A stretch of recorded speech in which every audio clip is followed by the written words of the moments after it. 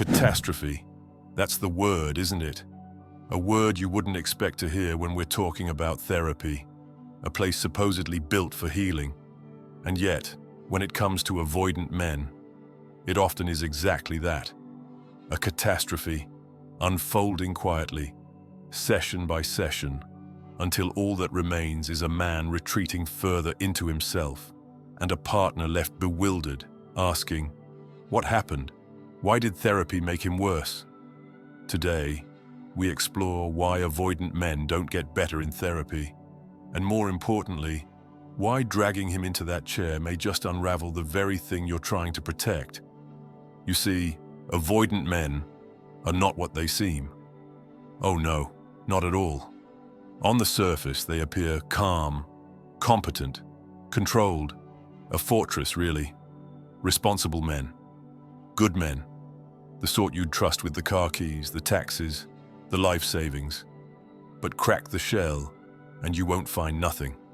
You'll find a man who has learned that the world is dangerous, that people cannot be trusted with his heart, and that the best way to survive is to build walls so high that even he forgets what he locked behind them. Now, take that man and plop him into a softly lit office and ask him, kindly, "Tell me about your feelings." What happens next?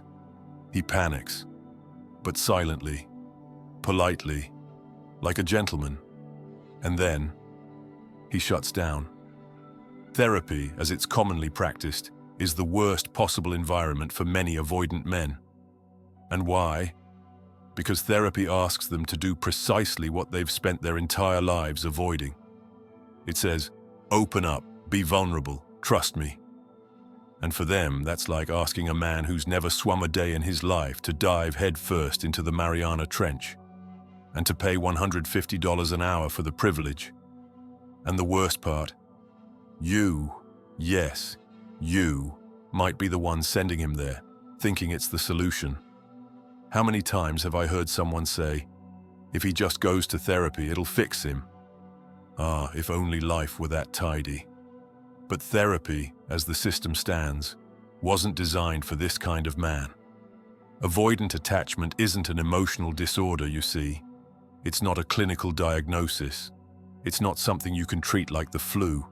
It's a worldview, a survival strategy. It's a man saying, I'm safer alone. And therapy, ironically, often reinforces his worst fears. That people want to control him, that his emotions are liabilities, that intimacy is a trap. Now, imagine our avoidant man walks into his first session. The therapist, trained well in the gentle arts of feelings and reflections, asks, "How do you feel?" And the man, of course, says, "Fine."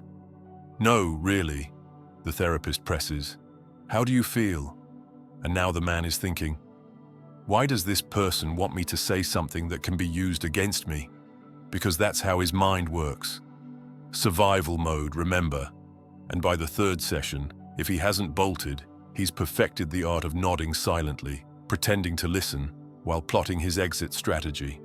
And when you ask how it's going, he says, "It's fine." But what he means is, never again. And here's the cruel twist. Therapy doesn't just fail him, it teaches him to distrust you. Yes. You see, if you're the one who sent him there, now you've become part of the threat. You've exposed him. You've sided with the people prying into his mind. You've made him the problem. He starts to wonder if maybe you are the enemy, the one who can't accept him as he is. And the gap between you grows, wider and wider, until one day you realize the very thing you thought would save your relationship has quietly destroyed it. I've seen it, time and time again. I've worked with men who sat in therapy offices, silent as the grave, dismissed as emotionally stunted, misdiagnosed with anxiety disorders they don't believe they have, forced into exercises with emotion wheels and feeling charts that might as well be written in ancient Greek. And then, at the end of it, they walk out thinking, that was pointless. I'm never doing that again. And often they don't. But it doesn't have to be this way. No. You see, Avoidant men don't need therapy that treats them like broken machines. What they need is something quite different. First, someone has to show them that their so-called avoidance isn't a defect. It's a skill, a survival skill honed over years, perhaps decades.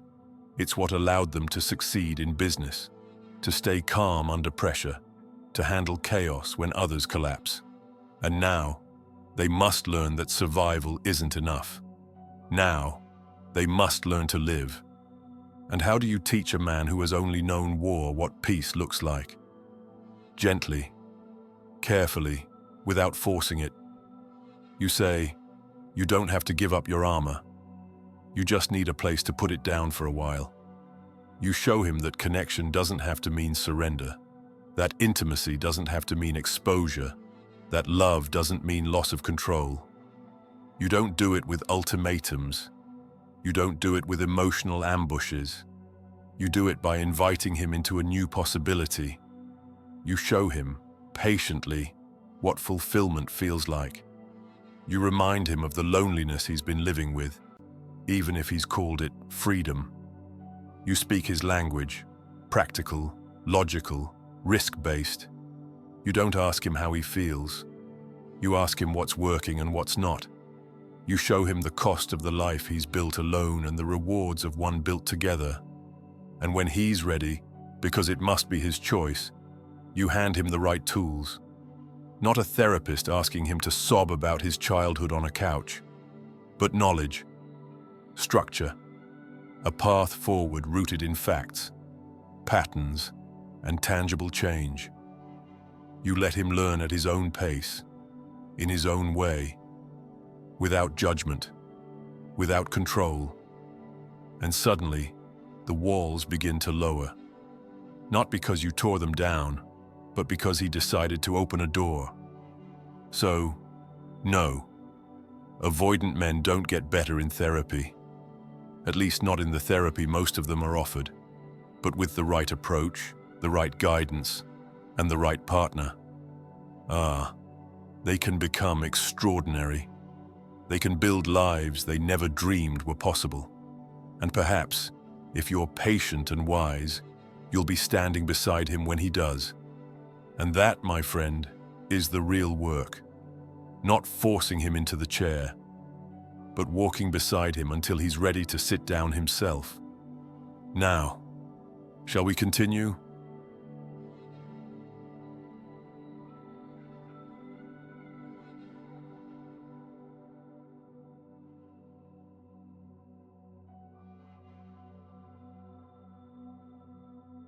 If you believe this video might help someone dear to you, share it with them.